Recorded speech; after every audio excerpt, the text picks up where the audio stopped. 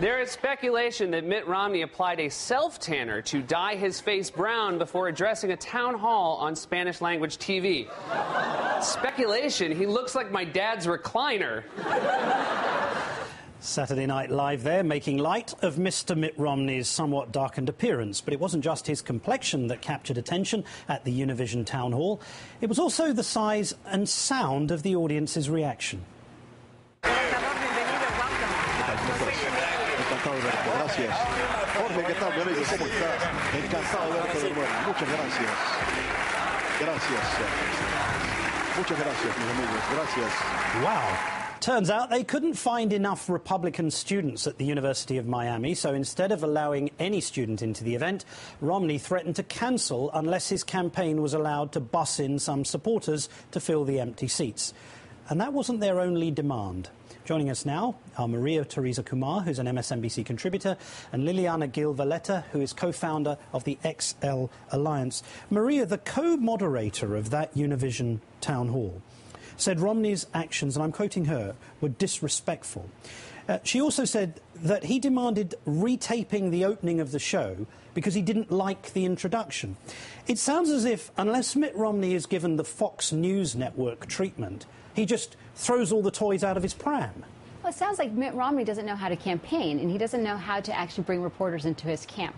I have to share with you, Maria Elena Salinas is highly respected in the Latino community. Whatever she says pretty much goes. And the fact that she said that was disrespectful, that speaks volumes to the Latino community, that not only were they disrespecting her, but Mitt Romney was actually disrespecting the forum and his ability to talk to the Latino community. So not such a great win for him. Not at all. Liliana, the author Ann Coulter made some interesting remarks. I'd like you to listen to these.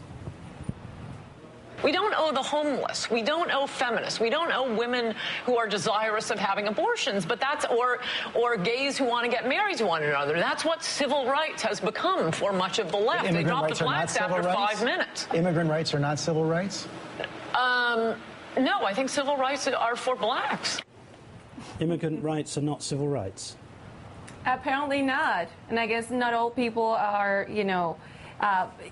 can enjoy the personal liberty that the 13th and 14th Amendment in this country ought to give them, regardless of race and ethnicity and gender and personal preference. So she is just showing us how her personal bias is getting in the way of the obvious good decision-making that anyone looking at the emerging majority minority in this country ought to be paying attention to. So it was ignorant, and she looks ignorant, and unfortunately, once again, it's another dent in the party that is trying or claiming to say that they want to outreach, Latinos. Maria Teresa, do you think that Ann Coulter represents the views of Mitt Romney to any extent? Well, I think, first, I don't, to be fair, but I think that he hasn't been able to come clean when it comes to his whole notion of what immigration should be.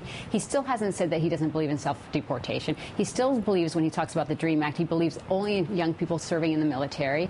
And when you start talking about immigrant rights, you're talking about who in America is not an immigrant.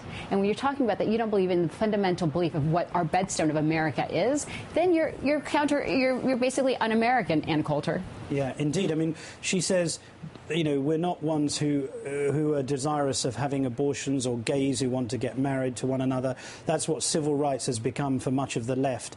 They drop the blacks in 5 minutes. And George Stephanopoulos says immigrant rights are not civil rights. And she says, no, I think civil rights are for blacks.